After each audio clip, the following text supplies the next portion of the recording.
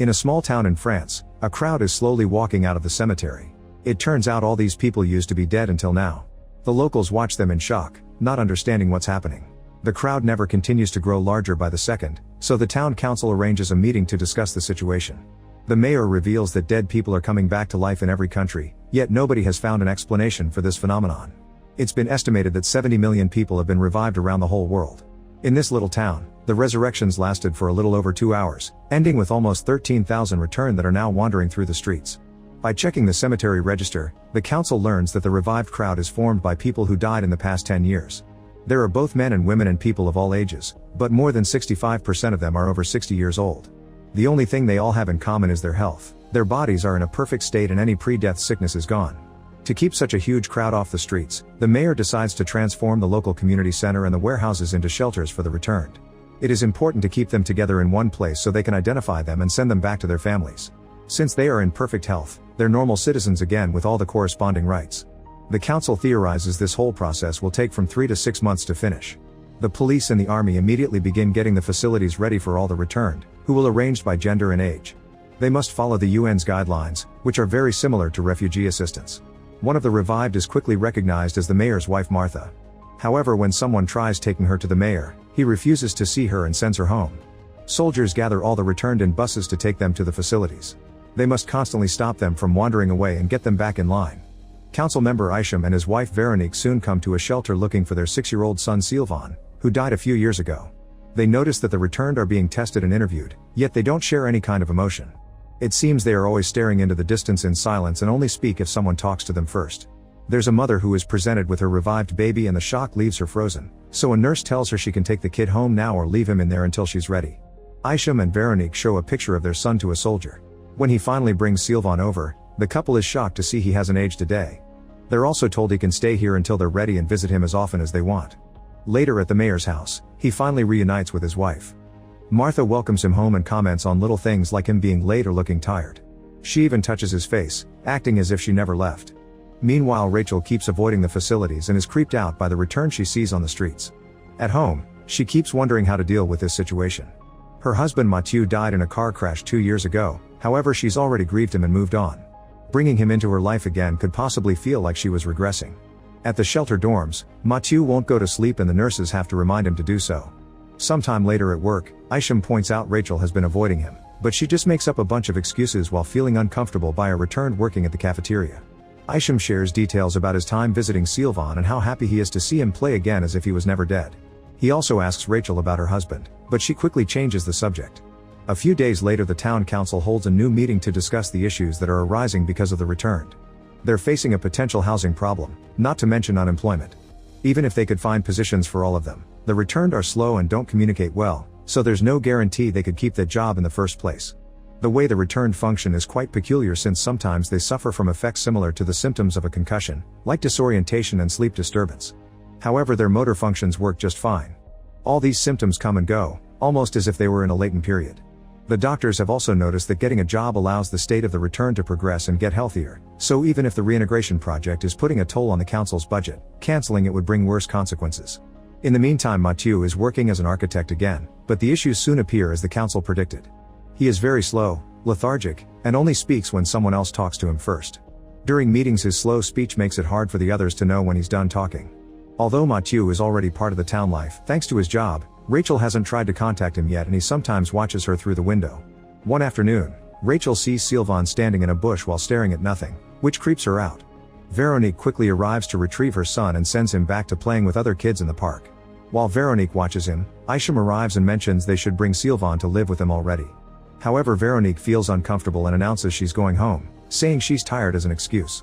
Isham brings their dog to play with Sylvain and notices how the animal would bark at the elderly returned.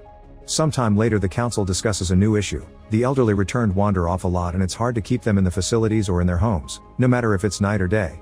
They're not very aware of their surroundings, so a simple walk is dangerous for them. Since they are retired, they don't work either. Experts theorize they may be looking for a familiar place, or it could just be a response caused by the trauma of dying. Studies show that these particular returned are full of energy and are very resistant to infection, probably because their body temperature is lower than a regular human's. To deal with this, Dr. Gardet develops a medicine that helps them sleep better at night and move less during the day. This product is quickly licensed and marketed so every family can access it. Gardet also makes tranquilizer darts with this medicine for the soldiers, explaining it works as mid-sedative only on the returned. A normal human would sleep for 2 days and wake up sick, taking days to recover, so they need to be careful about who they shoot. One night while watching the returned, the soldier tells Gardet that some of them are only pretending to sleep. Suddenly Gardet notices Mathieu dressing up and leaving the facility. The soldier explains that Mathieu does that every night and that he's just going to work. Finding this strange, Gardet decides to follow Mathieu. At the office, Gardet is surprised to find a group of returned having a meeting and chatting normally. The security guard tells him they do this every night. Sometime later Rachel is going home after work and notices Mathieu following her. She doesn't dare to say anything and neither does Mathieu, so they start heading home together in silence. Gardet follows them in secret because he's been studying Mathieu's behavior. At home Rachel still feels uncomfortable by her husband's presence so she immediately hides in her room. Meanwhile the mayor throws a party to reintroduce Martha to the rest of the family. She's happy to see everyone but doesn't eat, claiming she's never hungry in the evenings. Suddenly she turns around as if she heard something and leaves to walk into the garden. Her caretaker reveals she spends her entire days walking around the yard with no purpose. The mayor follows Martha and tries to bring her back, however she ignores him and just keeps going, only stopping to say hi to her granddaughter. That night, Rachel finally approaches Mathieu and they manage to have a conversation. Eventually she gathers enough bravery to kiss him and they end up getting dirty in the living room, unaware that Gardet is watching them through the window.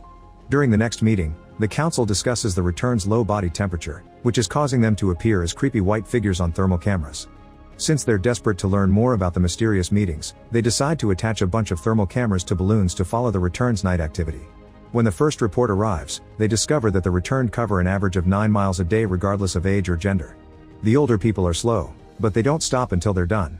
The cameras also confirm that night meetings are happening all over town, but it's too early to recognize any patterns. While this is being explained, the mayor notices Rachel leave the room. As days pass the elderly returned continue to wander off a lot. Rachel is feeling very comfortable with Mathieu and is even happy to have him in her life again.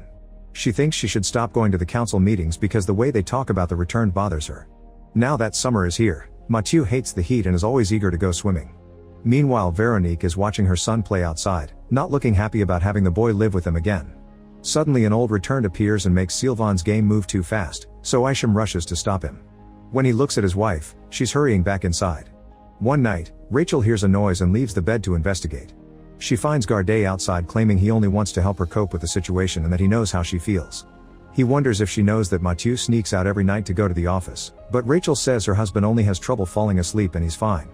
After kicking Gardet out, Rachel returns to her room and finds Mathieu awake. He asks if she was talking to someone, but she says she wasn't. Sometime later at work, Mathieu's boss notices that his report makes no sense and tries to explain what's wrong, but Mathieu doesn't understand him. This causes him to get demoted to the factory area where all the returned work. During the next council meeting, the doctors bring a big update. It turns out the returned semi-normal behavior isn't natural, they've just been imitating what normal humans do and doing things they remember from their previous life. This means they can't take on responsibilities and are only capable of learning very simple tasks if they're properly trained. They'll have to decide if the returned must be taken out of society or if they can find a very specific niche for them. A few nights later, Mathieu wakes up and leaves the house without Rachel noticing. Gardet follows him and this time he gets close enough to the night meeting. The returned are all talking at the same time, discussing routes to take while pointing at maps. At the same time Sylvain has been banging on the front door for an hour, desperate to leave the apartment. Veronique eventually drags him away and tells Isham that they should consider the government's special education program for the returned kids since she believes Sylvain scares the normal kids. However, Isham doesn't trust the council. When Veronique tries to give Sylvain another dose of the sedative, Sylvain keeps turning his head away and an angry Isham stops her. Getting upset, Veronique says their son only wants to leave them and it's as if he never really came back. Meanwhile Martha takes a chair to the garden and tries to use it to jump over the fence, but the mayor stops her just in time. The next day the mayor shares his situation with Rachel. He's worried that one morning he'll wake up and Martha will have disappeared. He admits he locked Martha up in the bedroom last night and that lately she scares him.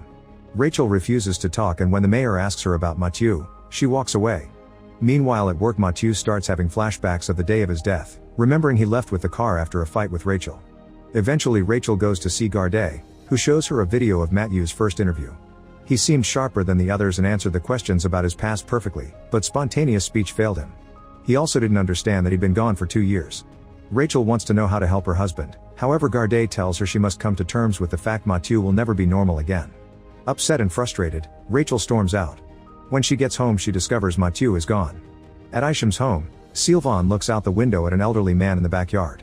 At the same time, the mayor wakes up when he hears Martha getting out of bed, but she convinces him to go back to sleep before she sneaks out of the house. Moments later at the park, a security guard notices the returned gathering and tries to send them home, but they ignore him. Suddenly something blows up behind the guard.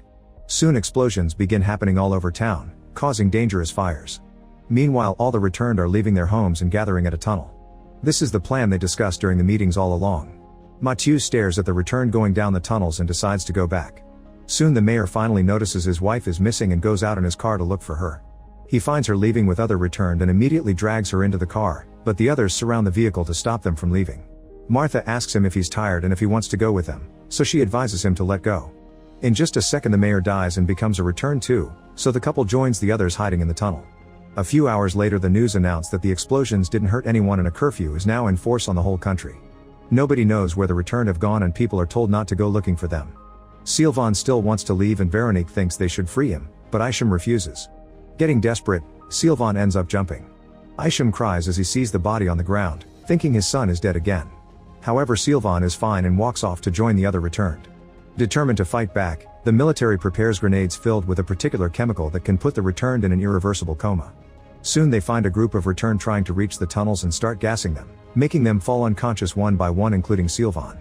Meanwhile, Mathieu returns home and tells Rachel that the day after the fight, he left work early to talk to her and apologize.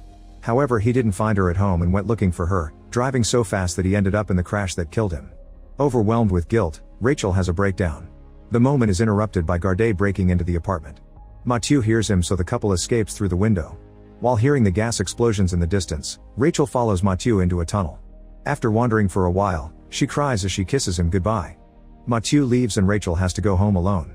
On her way back, Rachel watches the soldiers take the unconscious returned back to the cemetery. Each body is left on top of their corresponding grave and they slowly disappear. Make sure to subscribe and turn on notifications so you can watch more videos like this. Thanks for watching.